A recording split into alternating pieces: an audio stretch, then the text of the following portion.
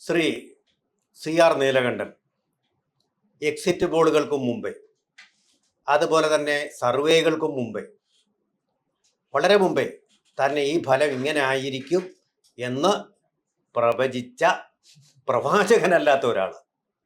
അദ്ദേഹം പൊതുമണ്ഡലത്തിൽ ലഭ്യമാണ് അദ്ദേഹം പറഞ്ഞ അഭിപ്രായങ്ങൾ. നമ്മൾ ഈ കണ്ട വിസ്മയങ്ങളൊക്കെ നേരത്തെ പ്രവചിച്ച ഒരാൾ.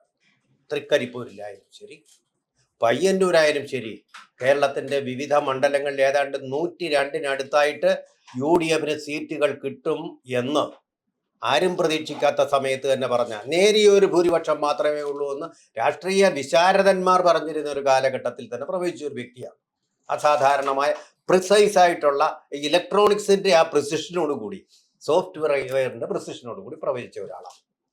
ഇപ്പോൾ ഇടതുപക്ഷം എടുത്തിരിക്കുന്ന ഒരു തീരുമാനം എന്ന് പറയുന്നത് തങ്ങളുടെ നിയമസഭയിലെ LDFനെ നയിക്കാൻ വേണ്ടിയിട്ട് തിരഞ്ഞെടുത്തിരിക്കുന്നത് പിണറായി വിജയനെയാണ്. പ്രതിപക്ഷ നേതാവായിട്ട് ക്യാബിനറ്റ് റാങ്ക് ഉള്ളതാണ് ഇപ്പോൾ ആ പദവി, അങ്ങനെ ആക്കിയിട്ടുണ്ട്. ആ പദവിയിലേക്ക് വരുന്നത്, കന്റോൺമെന്റ് ഹൗസിൽ ഒരുപക്ഷെ താമസിക്കാൻ പോകുന്നതും പിണറായി വിജയൻ തന്നെയായിരിക്കും. അപ്പോൾ ഈ തെരഞ്ഞെടുപ്പിന് ചെകിട്ടത്തേറ്റ അടിയിൽ നിന്നൊരു പാഠവും ഇടതുപക്ഷം പഠിച്ചിട്ടില്ല എന്ന് തന്നെ വേണ്ടേ നമ്മൾ മനസ്സിലാക്കാൻ. പിണറായി വിജയനെതിരെ ഇപ്പൊ എല്ലാ ജില്ലാ സെക്രട്ടേറിയറ്റുകളിലും ഇന്നലെ നമ്മൾ മനസ്സിലാക്കുന്ന വാർത്തകൾ ശരിയാണെങ്കിൽ പത്തനംതിട്ട, കൊല്ലം, എറണാകുളം, കണ്ണൂര് തുടങ്ങി പല ജില്ലാ സെക്രട്ടേറിയറ്റുകളിലും അതിശക്തമായ വിമർശനം ഇപ്പോൾ രാജേന്ദ്രൻ ചോദിച്ച ഈ പോയിന്റിലുണ്ട്, ഇതിനെതിരായി വന്നിട്ടുണ്ട്. ഒരു പാർട്ടിക്ക് അവരുടെ പ്രതിപക്ഷ നേതാവ്, നിയമസഭാ കക്ഷി നേതാവ് ആരാവണം തീരുമാനിക്കാനുള്ള അവകാശം അവർക്കുണ്ട്. CPM തീരുമാനിച്ചോട്ടെ, നമുക്കതിൽ യാതൊരു പ്രശ്നവുമില്ല. അത് പിണറായി വിജയനാവാൻ വായാലും തെറ്റില്ല. ഈ പറയുന്ന പോലെ അദ്ദേഹം അധികാരമോഹിയാണെന്നൊന്നും ഞാൻ വിചാരിക്കുന്നില്ല. അധികാരമോഹി ആയതുകൊണ്ടാണ് വന്നതെന്ന് ഞാൻ കണക്കാക്കുന്നില്ല. കാരണം അദ്ദേഹത്തിന് ഇനിയിപ്പോൾ അദ്ദേഹത്തിന്റെ ഒരു പ്രായവും ആരോഗ്യവും വെച്ച്, മാത്രമല്ല അദ്ദേഹത്തിന്റെ ചികിത്സയ്ക്ക്, ചിലരൊക്കെ അങ്ങനെ പറഞ്ഞു അദ്ദേഹത്തിന്റെ ചികിത്സയ്ക്ക് വേണ്ടിയിട്ടാണ് ഇത് ചെയ്തത്. അതൊന്നും ഞാൻ വിശ്വസിക്കുന്നില്ല. അദ്ദേഹത്തിന്റെ ചികിത്സയൊക്കെ ചെയ്യാൻ MLA എന്നുള്ള നിലയ്ക്കും അദ്ദേഹത്തിന് കിട്ടും, പാർട്ടിയുണ്ട്. അതൊന്നുമല്ല, അതിനൊക്കെ അപ്പുറത്ത് ഒരു രാഷ്ട്രീയം നമ്മളിതിൽ കാണണം. അപ്പൊ VD സതീശൻ കേരളത്തിന്റെ മുഖ്യമന്ത്രിയാവുന്നത് ഞാനതൊരു ജനറേഷണൽ ചേഞ്ച് ആണ് എന്ന് പറഞ്ഞ ഒരാളാണ്. ഇപ്പൊ KC വേണുഗോപാൽ ആയാലും രമേശ് ചെന്നിത്തലയായാലും യോഗ്യരല്ല എന്നല്ല, പക്ഷെ VD സതീശൻ ഒരു ജനറേഷണൽ ചേഞ്ച് ആണ്. മറ്റൊരു വന്നാലും അതെ. ഇപ്പൊ കാരണം കോൺഗ്രസിന്റെ മുഖ്യമന്ത്രിമാർ ആര് എന്ന് ചോദിച്ചാൽ ആകെ 3 പേരെ ഇതുവരെ ചരിത്രത്തിലുള്ളൂ 70 വർഷത്തിൽ. കരുണാകരൻ, അതിന് മുമ്പുള്ള ആളുകൾ ഒഴിച്ചാൽ 50 വർഷമെങ്കിലും കരുണാകരൻ, ഉമ്മൻചാണ്ടി, ആന്റണി, ഇതിൽ തീർന്നു. കോൺഗ്രസിന് വേറൊരു മുഖ്യമന്ത്രി സ്ഥാനാർത്ഥിയില്ല. ഇത്തവണ കോൺഗ്രസിൽ തർക്കം വന്നത് അതുകൊണ്ടാണ്. ഞാൻ ആ വിഷയത്തിലേക്ക് നമ്മൾ പോകണില്ല. CPMലേക്ക് വന്നാൽ അങ്ങനെ ഒരു ജനറേഷണൽ ചേഞ്ച് CPMൽ സാധ്യമാണോ? സതീശന്റെ ഏറ്റവും വലിയ പ്രത്യേകത അദ്ദേഹം ഇന്റർ ജനറേഷണലായിട്ട്, അതായത് വരുന്ന തലമുറയോട് കമ്മ്യൂണിക്കേറ്റ് ചെയ്യാൻ കഴിയുന്ന അപൂർവം രാഷ്ട്രീയ നേതാക്കൾ ഒരാളാണ് സതീശൻ എന്ന് വിലയിരുത്തിയിട്ടുള്ള ആളാണ്. അദ്ദേഹം പറഞ്ഞതൊക്കെ ചെയ്യുമെന്നുള്ളത് രണ്ടാമത്തെ കാര്യം, അത് നമുക്ക് പിന്നെ കാണാം. പക്ഷെ പുതിയ ജനറേഷനിൽ ഒരു രാഷ്ട്രീയം ആയൊരു താല്പര്യം ഉണ്ടാക്കാൻ അദ്ദേഹത്തിന് കഴിഞ്ഞിട്ട്, അദ്ദേഹത്തിന്റെ കോളേജുകളിലെ സ്പീച്ചൊക്കെ ഞാൻ കണ്ടിട്ടുണ്ട്, യൂണിവേഴ്സിറ്റികളിലെ സ്പീച്ച് കണ്ടിട്ടുണ്ട്, അവിടെയുള്ള കുട്ടികളുടെ ചോദ്യങ്ങൾ കണ്ടിട്ടുണ്ട്. ഇതൊക്കെ വളരെ വളരെ പ്രധാനമാണ്. ആ അർത്ഥത്തിൽ അങ്ങനെ ഒരു ജനറേഷണൽ ചേഞ്ച് CPMന് സാധ്യമാണോ എന്നതാണ് ഒന്നാമത്തെ ചോദ്യം. രണ്ടാമത്തെ ചോദ്യം, ഈ കഴിഞ്ഞ തെരഞ്ഞെടുപ്പിൽ CPMന് അതിഭീകരമായ അടിയാ കിട്ടിയത്. ചെറിയ അടിയൊന്നും അല്ല. ഇതിന് കാരണം അത് സീറ്റിന്റെ എണ്ണം ഒരു പ്രധാനം തന്നെയാണ്. അത് നഷ്ടപ്പെട്ട ഈ മേഖലകളും വളരെ പ്രധാനമാണ്. നേരത്തെ പറഞ്ഞ പോലെ പയ്യന്നൂരും തളിപ്പറമ്പ്, കണ്ണൂർ ജില്ലയിൽ പാർട്ടിക്കുണ്ടായ തിരിച്ചടി ചെറുതൊന്നുമല്ല, ചെറിയ തിരിച്ചടിയല്ല. അവിടെ ഇപ്പോൾ ധർമ്മടത്ത് ജയിക്കുമ്പോഴും, കല്യാശ്ശേരി ജയിക്കുമ്പോഴും, മട്ടന്നൂര് ജയിക്കുമ്പോഴും ജയിക്കല്ല, ഇത് തോൽക്ക, ഇത് പുറകോട്ട് പോയത്, വലിയ തോതിൽ പുറകോട്ട് പോയത്, വോട്ടിന്റെ എണ്ണത്തിൽ പുറകോട്ട് പോയി. പിണറായി വിജയന്റെ കഥ നമുക്കറിയാം. അപ്പൊ ഇതിന്റെ കാരണം എന്ത് എന്ന ചോദ്യത്തിന് ഏതാണ്ട് ഇപ്പോൾ ഇടത് ഹാൻഡിലുകളിൽ തന്നെ ബഹുഭൂരിപക്ഷം, പ്രത്യേകിച്ചും സാംസ്കാരിക നായകന്മാർ, ഇടത് സൈബർ സഖാക്കൾ എന്ന് പറഞ്ഞാൽ ഈ യൂട്യൂബേഴ്സ് ഒക്കെ ഉണ്ടല്ലോ, പേരൊന്നും പറയുന്നില്ല, ഇടതിനെ എപ്പോഴും സപ്പോർട്ട് ചെയ്തിരുന്ന യൂട്യൂബേഴ്സ്, സതീശനെ നുണേശൻ എന്ന് പറഞ്ഞ യൂട്യൂബേഴ്സ് എല്ലാവരും ഇപ്പൊ പറയുന്ന ഒരു കാര്യം, ഞാനല്ലാതെ മറ്റാരുണ്ട് എന്ന് പടം വെച്ചതാണ് തെറ്റെന്ന്. ഇത് നമ്മൾ ആദ്യം പറഞ്ഞതാണ്. ഞാനല്ലാതെ മറ്റാരുണ്ട് എന്നുള്ളത് ജനാധിപത്യ വിരുദ്ധമാണ്. അത് മോഡി പറയുന്ന ഒരു ആംഗിളാണ്. ഞാനല്ലാതെ മറ്റാരുണ്ട്, അങ്ങനെ പറയാൻ പാടില്ല. ജനാധിപത്യത്തിൽ മറ്റു പലരും ഉണ്ട്. ഞാനല്ലാതെ മറ്റാരുണ്ടെന്ന് പറയുമ്പോൾ പ്രതിപക്ഷത്ത് മറ്റാരും ഇല്ല എന്ന് മാത്രമല്ല, സ്വന്തം പക്ഷത്ത് മറ്റാരും ഇല്ല എന്ന് വരുന്നുണ്ട്. അതെ. അപ്പൊ കൂടെ നിൽക്കുന്നവർക്ക് എന്ത് വിലയുണ്ട് പിന്നെ? അല്ലെ? അതെ. അപ്പൊ അതൊരു വലിയ തെറ്റാണ് എന്ന് ഇപ്പൊ പലരും പറഞ്ഞു തുടങ്ങി. നമ്മളത് പണ്ടേ പറഞ്ഞാണ്. ഇപ്പൊ പലരും പറഞ്ഞു തുടങ്ങിയിട്ടുണ്ട് ഇല്ല.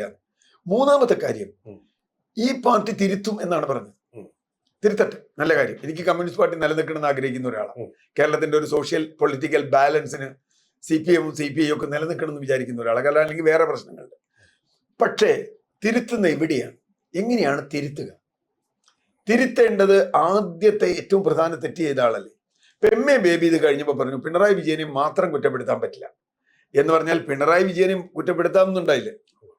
മാത്രം എന്ന് പറഞ്ഞാൽ അയാൾ മാത്രമല്ല. പക്ഷേ എന്താ സംഭവിച്ചത്? ഈ പറഞ്ഞ പിന്നെ ഡോക്ടർ ഇക്ബാലിന്റെ വളരെ രസകരമായ ഒരു കമന്റിയാണ്. ഡോക്ടർ ഇക്ബാൽ ഇടതുപക്ഷത്തോടൊപ്പം കൂടെ നിൽക്കുന്ന ആളാണ്. പഴയ യൂണിവേഴ്സിറ്റി വൈസ് ചാൻസലറാണ്, പ്ലാനിംഗ് ബോർഡ് അംഗമാണ്. എനിക്ക് വളരെ ബഹുമാനമുള്ള ഒരു ചിന്തകനാണ്. അദ്ദേഹത്തിന്റെ അഭിപ്രായം കണ്ടു. അപ്പൊ എനിക്ക് അദ്ദേഹത്തെ പോലുള്ളവർ ചോദിക്കാനുള്ളത്, ഒരു 2 വർഷം മുമ്പ് പറഞ്ഞിരുന്നെങ്കിൽ നിങ്ങൾ ഈ പാർട്ടി രക്ഷപ്പെട്ടു പോയേനെ. 2 വർഷം മുമ്പ് ഇക്ബാലിനെ പോലുള്ള ആളുകൾ ഇത് പറഞ്ഞിരുന്നെങ്കിൽ പാർട്ടി രക്ഷപ്പെട്ടു പോയേനെ. പക്ഷെ ഒരു കാര്യം ഞാൻ അവിടെ പറയട്ടെ, MN വിജയൻ വളരെ മുമ്പേ ഇത് പറഞ്ഞിരുന്നു. MN വിജയൻ പറഞ്ഞു പാർട്ടി അവിടെ ഉണ്ടാവും, പക്ഷെ ജനങ്ങൾ പോകും പറഞ്ഞിരുന്നു. ജയപ്രഭാഷ് ഇടതുപക്ഷ സഹചാരിയായിരുന്നു, ഇന്നത് ഇടതുപക്ഷത്തിനെതിരായിരിക്കുന്നു അദ്ദേഹം പണ്ടേ പറഞ്ഞു തുടങ്ങി.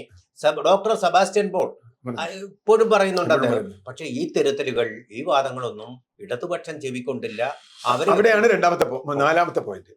ഇത് പിണറായി വിജയൻ തെറ്റ് പറ്റിയിട്ടുണ്ട് എന്നുണ്ടെങ്കിൽ ഏറ്റവും പ്രധാന അദ്ദേഹമാണല്ലോ. തെരഞ്ഞെടുപ്പിന് മുമ്പ് ഇവരാരും പറഞ്ഞില്ല. ഒരാൾ പോലും ഒരു സംസ്ഥാന കമ്മിറ്റിയിൽ പോലും ഈ ചോദ്യം ചോദിച്ചില്ല, ഒരു ജില്ലാ കമ്മിറ്റിയിൽ ചോദിച്ചില്ല, ഒന്നിലും ചോദിച്ചില്ല. പഴയ ക്രൂഷ്ചേവിന്റെ ഇതുണ്ടല്ലോ, സ്റ്റാലിനെതിരായി പറയുമ്പോൾ സ്റ്റാലിനെതിരെ ക്രൂഷ്ചേവ് പ്രസംഗിക്കുകയാണ്. സ്റ്റാലിൻ മരിച്ചിട്ട് ഭയങ്കര അവിടെ പാർട്ടി കമ്മിറ്റിയിൽ പ്രസംഗിക്കുകയാണ് 1960. പ്രസംഗിച്ചു കഴിയുമ്പോൾ ഒരാൾ എഴുന്നേറ്റ് നിന്നിട്ട് ചോദിക്കും, ഹായ് നിങ്ങൾ എന്താന്ന് പറയാൻ. ഇത് വളരെ പ്രസിദ്ധമാണ്. ക്രൂഷ്ചേവ് തിരിഞ്ഞു നോക്കിയപ്പോ ആരാന്ന് കാണാനില്ല. പറഞ്ഞാൽ ഇരുന്നു പോയി. ആരാന്നാരും പറയുന്നില്ല. ഇത് തന്നെയാണ് ഞങ്ങളും പറയാൻ. മനസ്സിലായി? ഇത് തന്നെയാണ് കമ്മ്യൂണിസ്റ്റ് പാർട്ടിക്ക്. സോവിയറ്റ് കഥയെ പറയുന്ന അദ്ദേഹം തോക്കെടുത്തിട്ട് ആരാത് പറഞ്ഞത്, അതാണ് പറഞ്ഞത്. അപ്പോഴത്തേക്ക് ആണ് മുങ്ങി. ഇത് തന്നെയായിരുന്നു പ്രശ്നം. ഇത് തന്നെയാണ് ഇത് തന്നെയാ പറഞ്ഞത്. പക്ഷേ സോവിയറ്റ് യൂണിയനിലെ കമ്മ്യൂണിസ്റ്റ് പാർട്ടി അല്ലല്ലോ ഒന്ന് ഇവിടുത്തെ. ഒരു ജനാധിപത്യ സംവിധാനത്തിൽ ഒരു കമ്മ്യൂണിസ്റ്റ് പാർട്ടി പ്രവർത്തിക്കേണ്ടത് ഇങ്ങനെയല്ല എന്ന് തന്നെയാണ് നമ്മളൊക്കെ എന്നും പറയുന്നത്. തീർച്ചയായും ജനാധിപത്യ സംവിധാനത്തിൽ ജനാധിപത്യം വളരെ പ്രധാനമാണ്. അതുകൊണ്ട് ഇപ്പോ ഇത് കുറച്ചെങ്കിലും കമ്മ്യൂണിസ്റ്റ് പാർട്ടിക്ക് കിട്ടിയത് VS വരുന്ന കാലത്താണ്. VS പാർട്ടിയുടെ ഘടനയ്ക്കെതിരായി വന്ന ഒരു കഥ. ഇവിടെ ഇപ്പൊ എന്താ പ്രശ്നം? പിണറായി വിജയന് തെറ്റുപറ്റി എന്ന് പറയാൻ ധൈര്യമുള്ള ഒരാൾ പോലും ഈ പാർട്ടിയിൽ ഇല്ല ഇപ്പോ. VS മാത്രമേ ഉണ്ടായിരുന്നു. അതുകൊണ്ട് അങ്ങനെ വന്നപ്പോൾ എന്ത് സംഭവിച്ചത് വളരെ കൃത്യമായും എല്ലാവരും തിരുവാതിര പാടി. എല്ലാവരും കാരണഭൂതൻ തിരുവാതിര കളിച്ചു. MA ബേബി അടക്കം തിരുവാതിരക്ക് കൈകൊട്ടി. കാരണഭൂതൻ തിരുവാതിര കളിച്ചവരാ. ആരും പറഞ്ഞില്ല. ഈ ഇതിനെ സപ്പോർട്ട് ചെയ്യുന്ന പെയ്ഡ് ചാനലുകൾ, നമ്മുടെ നാട്ടിൽ കുറെ ചാനലുകൾ ഉണ്ടല്ലോ, ഞാൻ പേരൊന്നും പറയുന്നില്ല, ഈ പിണറായി വിജയനെ സ്തുതിച്ചിരുന്ന ചാനലുകൾ, ആ ചാനലുകളൊന്നും ഇവരോടൊന്നും പറഞ്ഞില്ല. ഇത്രയും ജനങ്ങളുടെ ഇടയിലുണ്ട്. ഇത്രയും ജനങ്ങളുടെ ഇടയിൽ പോകുന്ന എനിക്ക് മനസ്സിലാകാമെങ്കിൽ ഈ ചാനൽ ചേട്ടന്മാർക്കൊക്കെ മനസ്സിലാവേണ്ടൊന്നുമല്ല. അവരൊക്കെ ഒപ്പത്തിനൊപ്പം എന്ന് പറഞ്ഞ എന്തിനാ? പിണറായി വിജയനെ സൂചിപ്പിക്കാനാ. ഒരു ചാനലുകാർ പറഞ്ഞില്ലേ 76 സീറ്റ് എന്തായാലും കിട്ടുമെന്ന്. അദ്ദേഹത്തിന് 76 പോയിട്ട് പകുതി കിട്ടിയില്ല.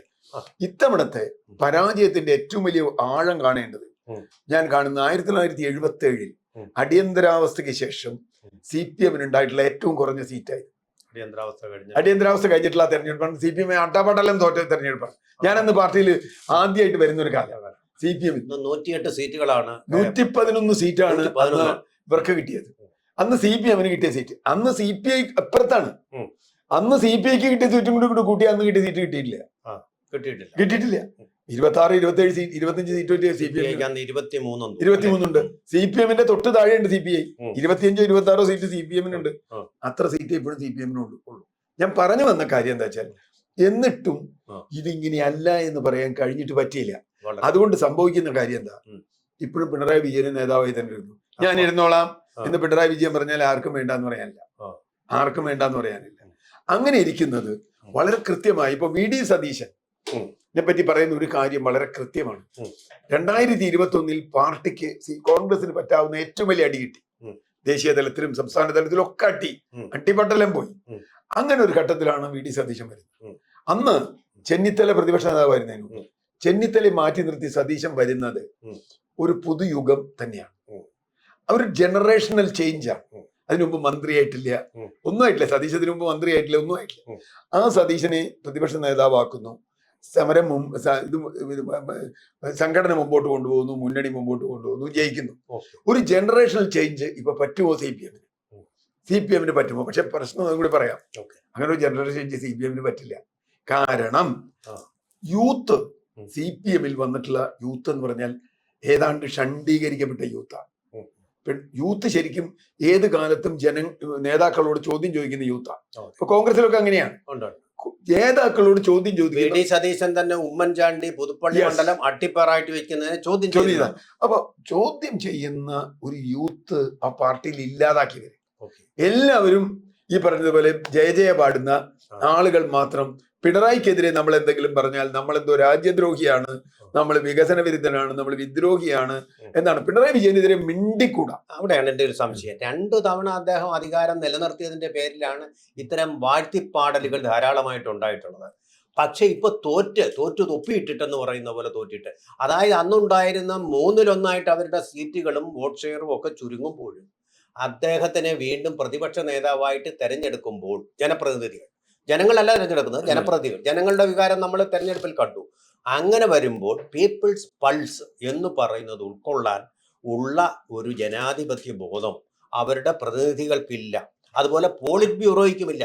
പോളിറ്റ് ബ്യൂറോ തന്നെയാണല്ലോ അദ്ദേഹത്തിന് പ്രായം കഴിഞ്ഞിട്ടും പ്രത്യേക ഇളവ് നൽകി മുഖ്യമന്ത്രിയായിട്ട് അവതരിപ്പിച്ചത്. അദ്ദേഹത്തെ സൂര്യൻ എന്ന് വാഴ്ത്തിയപ്പോൾ പാർട്ടി ഒരക്ഷരം വേണ്ടിയില്ല. അദ്ദേഹത്തിനെ കാരണഭൂതനെന്ന് പറഞ്ഞ് പാട്ട് എഴുതി കമലഹാസന്റെ മുമ്പിൽ അവതരിപ്പിച്ചത് ഞാനും കേട്ടെൻ്റെ ചെവിക്ക് നോസിയ ഉണ്ടാവുന്ന അനുഭവം, വമനേച്ച ഉണ്ടാവുന്ന അനുഭവം ഉണ്ടായിട്ടും പാർട്ടി അനങ്ങയില്ല. ഈ പോളിറ്റ് ബ്യൂറോ ഒന്നും അന്നും വേണ്ടിയിട്ടില്ല. പക്ഷേ ഇപ്പോൾ പ്രതിപക്ഷ നേതാവുമ്പോഴും യാതൊരു അനുഭവമില്ല. അദ്ദേഹം ആയിക്കോട്ടെ എന്ന് പറയുമ്പോൾ ജനവികാരത്തിനെതിരായിട്ടുള്ള ദിശയിൽ സഞ്ചരിക്കാനാണ് ഇപ്പോഴും ഔത്സുക്യം എന്നുള്ളത്. അല്ല, അതിന് ഞാൻ പറഞ്ഞത് അവരുടെ പരിമിതി നമ്മൾ കാണണം. മര്യാദക്കുള്ള ഒരാളും ജയിച്ചിട്ടില്ല.